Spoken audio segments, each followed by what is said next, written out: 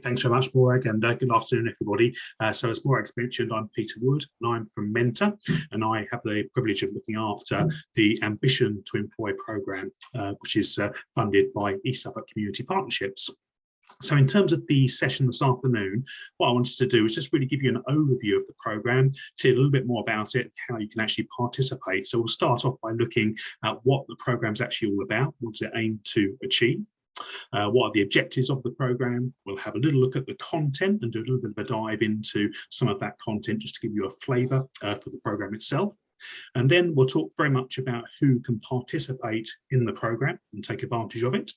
And then we'll share with you some of the feedback that we've received from the programme so far, just to give you a flavour for how existing businesses have found the programme. And then we'll talk about where you can go to get any further information. If you have any questions that haven't been answered, how you can get in touch with me and the team at MENTA in terms of answering any of those questions. And as Morag's already sort of mentioned, we'll have a Q&A at the end of the session. So please feel free to pop your questions in as we go along, and we'll pick those up at the end of the session. Okay, so that's the agenda.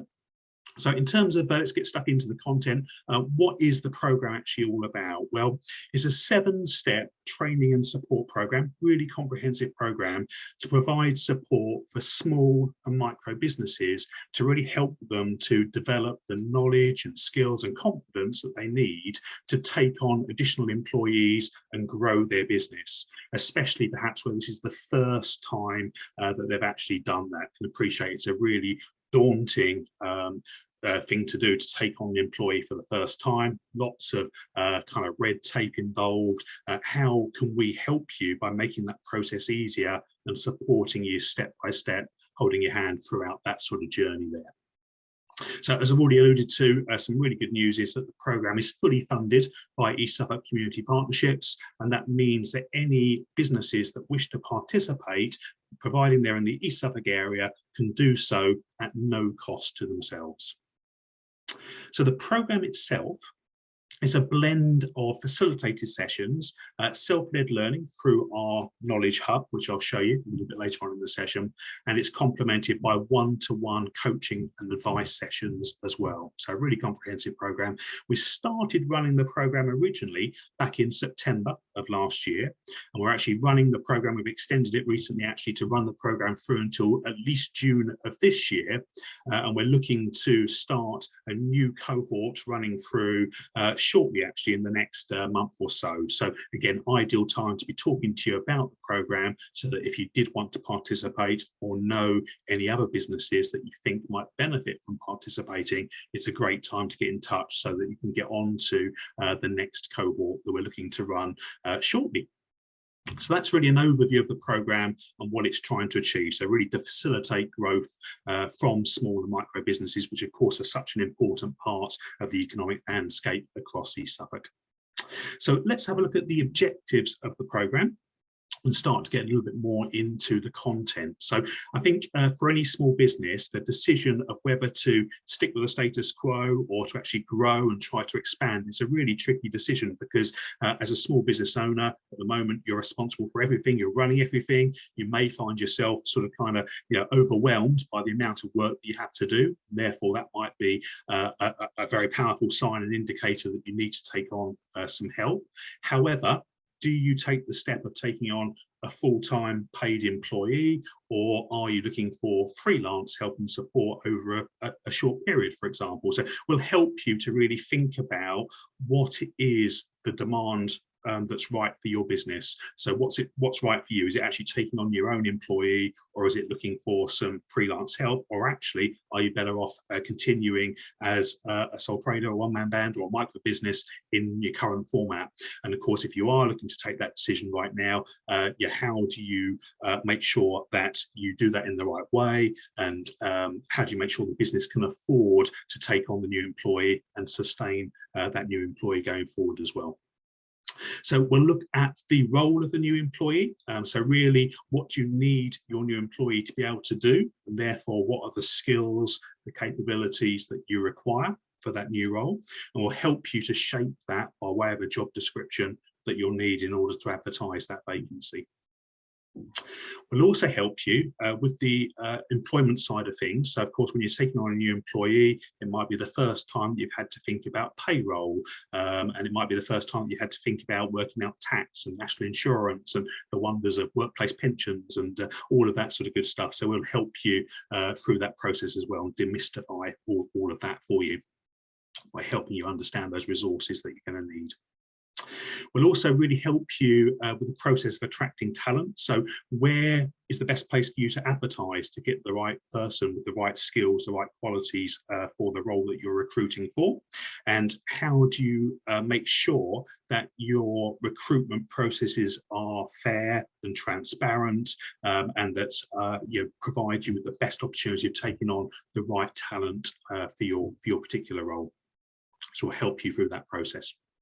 And then, of course, once you have actually recruited your new employee, you need to offer them the role, you need to give them a contract, so we'll help you with all of that side of things. But then, very importantly, you need to make sure that they have a smooth start to their new role. So again, this may be the first time that you've managed somebody within the business, so therefore you need to make sure that there is training and support available for the new employee. So how do you induct them into your business to make sure they understand the values and the ambition that you have for your own particular business, and how do you help them to make that smooth start and to feel a valued member of your team as quickly as possible.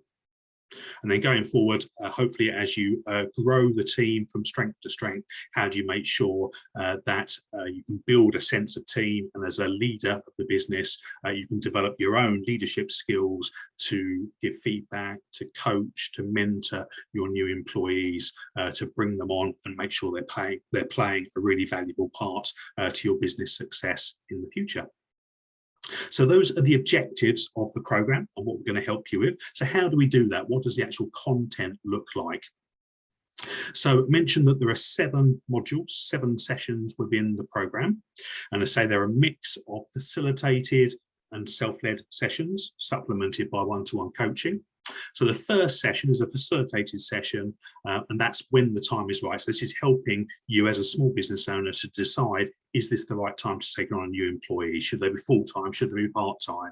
Are they going to be an employee of the business, or do you need to take on a freelancer, for example? What are the pros and cons of that, and how do you make that decision? So that's the first module, around when the time is right. The second session, a really interesting session, this one, be a better business communicator. So this is really helping you as a business owner to understand your own preferred communication and influencing style, but also to recognize that those that you might be employing could well have a different communication and influencing style to yourself. And how do you make sure that you can flex your own style to get the most out of your interactions with your new employee? And how do you make sure that you're employing somebody with complementary skills and qualities, and not just perhaps hiring in your own image, which may not be the best thing for your business, perhaps. So we use a tool there called Clarity 4D. It's a little bit of psychology, but it really helps you to think differently about the way that you communicate, the way that you influence, and how to get the most out of your interaction. So an important one, not just for when you're employing, but in business generally and in life generally, to be fair, a really interesting workshop, that particular one. So that's number 2. Number 3, the role, who is your ideal employee? So that's a self-led module that you can work through on the MENTA Knowledge Hub, which I'll show you in just a moment. And that really helps you to understand what do you want the person that you're going to be employing to do, what will be the role and responsibilities, how do you articulate that by way of a job description, what sorts of qualities, qualifications, behaviours do you need that employee to demonstrate? So that's number 3. Number 4, what resources will you need? That's another self-led module that's completed via the Knowledge Hub. And that one really looks at all of the processes. So again, when you're taking on your new employee, what about the contract? What about your payroll? What about some of those mandatory insurances that you now need to take on as a business, such as employer's liability? And what are the other considerations that you need to think about now that it's not just yourself, but you've got employees within the business? So a really good one, that one, to refer back to consistently as you go through that hiring process. Number 5 then, the process attracting talent.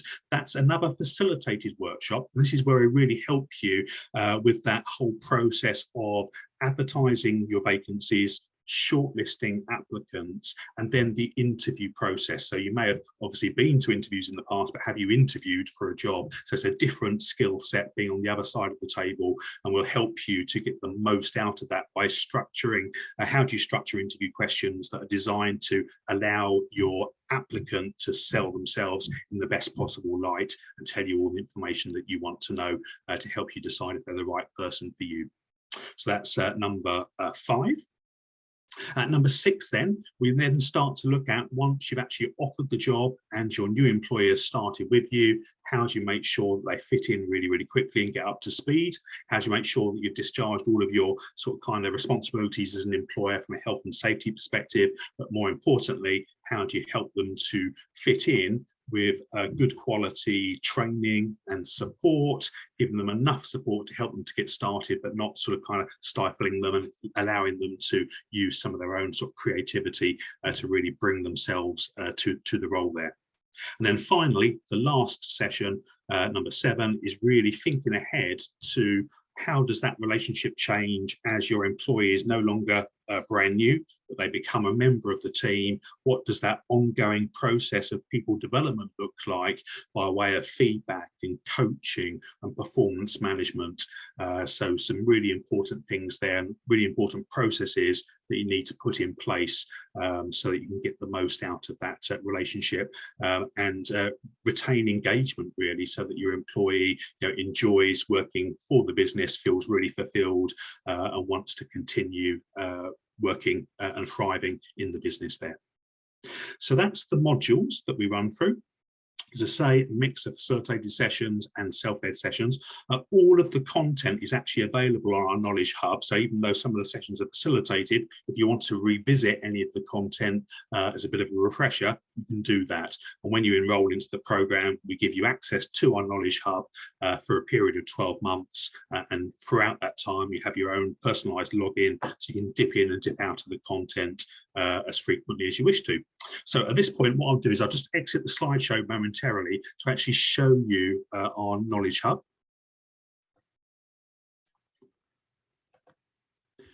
And this is the sort of menu page, if you like, for the Ambition to Employ program. So as I say, once you've enrolled, we'll set you up with a login so you can log into the system at any time.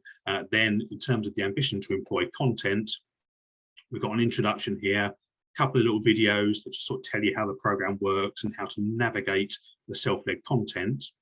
And then you can access all of the different modules there, just down the bottom of the page. And let's just click into one of those just now. So module 4 is the one that tells you about all the resources that you need in order to get off to a flying start with your new employee.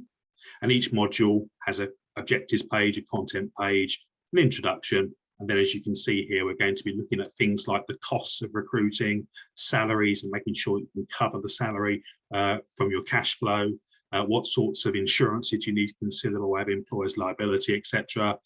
Some of the things you need to consider, such as sick pay, maternity, paternity, all of those sort of good things there, even workplace pensions, salary sacrifice schemes, employee benefits, all of that sort of good stuff there. So all the things that you wanted to know and more besides about employing somebody are detailed just there. And just to give you a flavour of what that content looks like, let's just dip into employer's liability insurance here.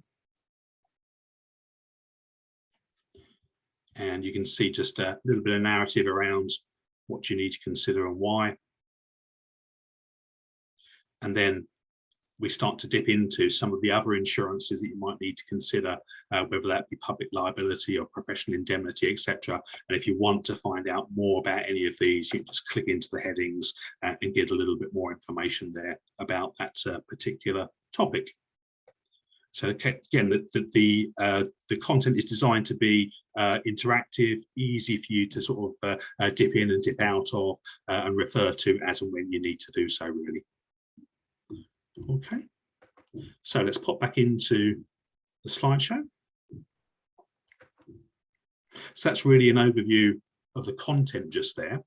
So let's come back then to who can actually participate in the program. So it's really designed for small and micro businesses in the Suffolk area.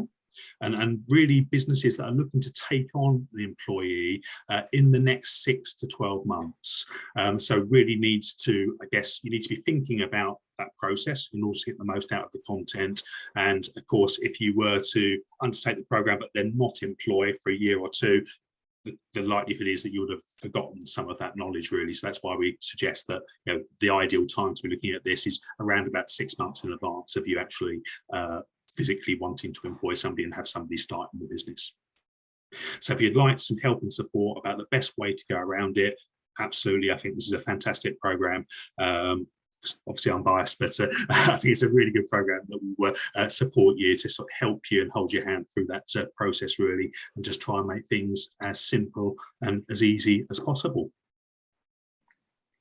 So a little bit of feedback here. So I won't read this out, but I'll just give you a few moments just to scan the feedback.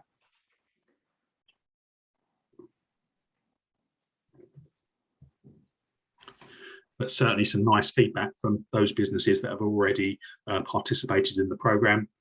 We've had 5 businesses that have gone all the way through the program now. We've got others that are in the course of undertaking the content, but certainly we have the capacity to take on another cohort of people through the program.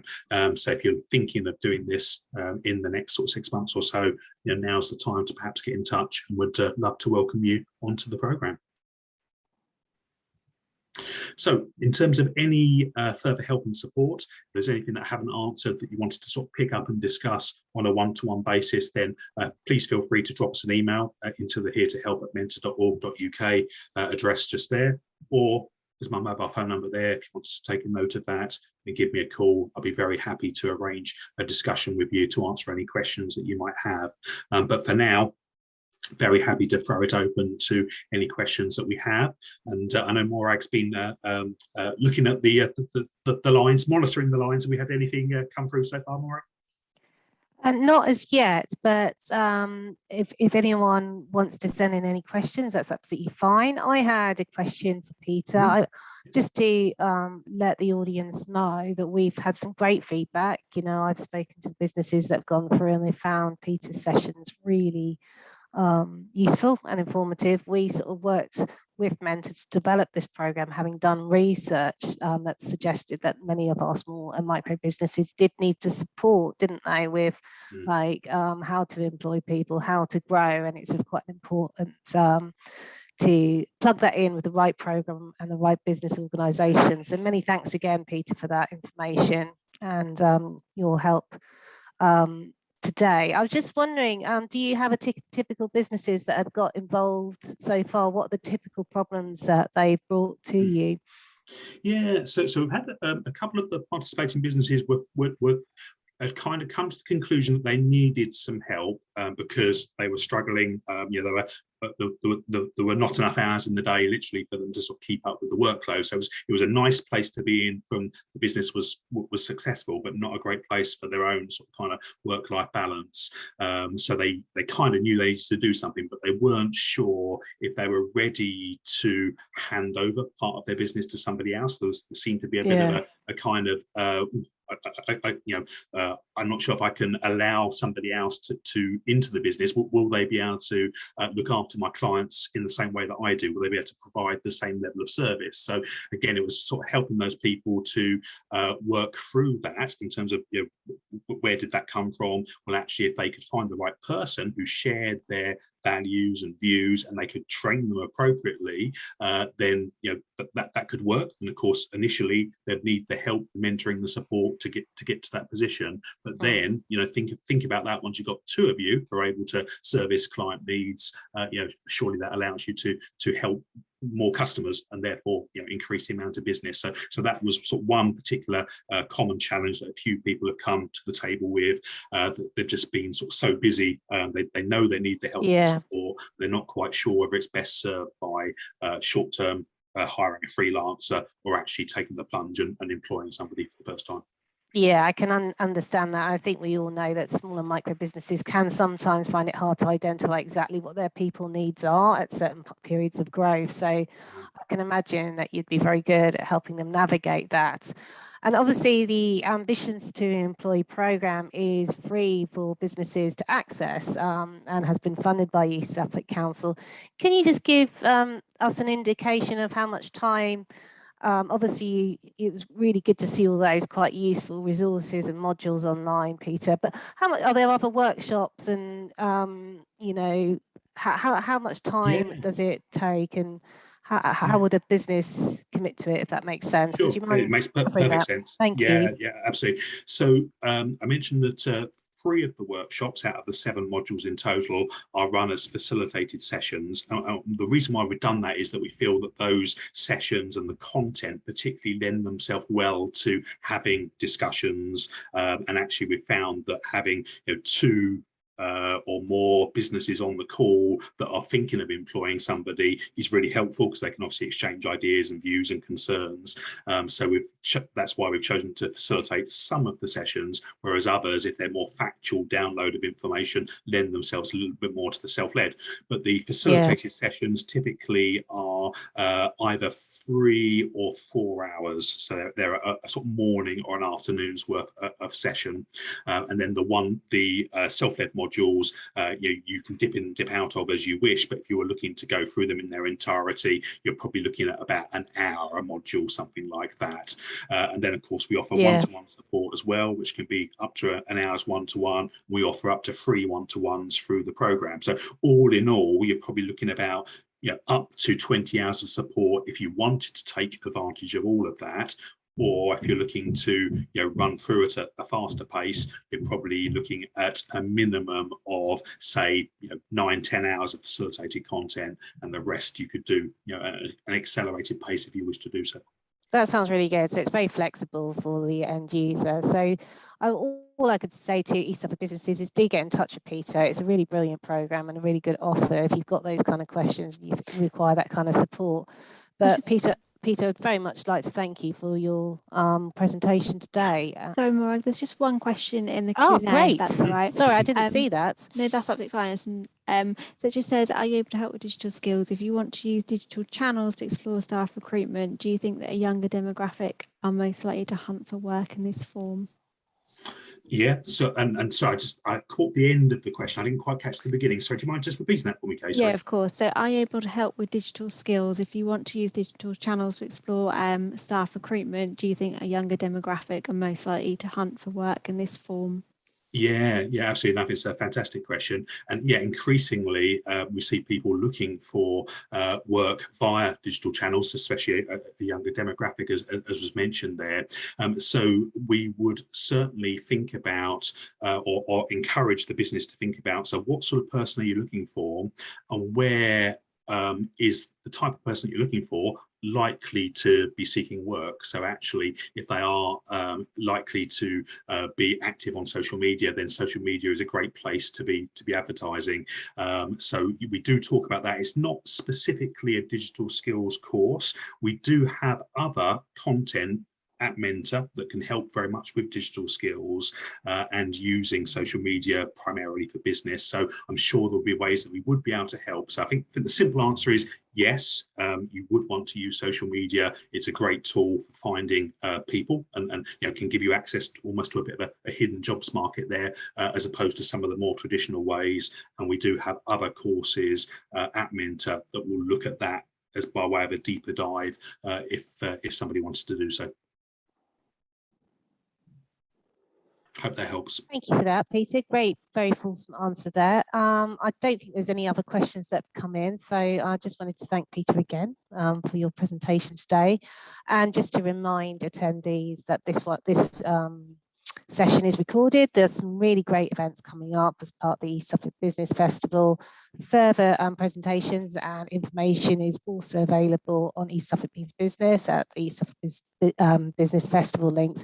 But also do check out MENTA's website as well. There's some great programs and business support advice offered there. And they've got further announcements coming up this week about other work that they're offering in the East Suffolk area. But thank you again for your time today, and see you at another event. Many thanks. Thanks so much.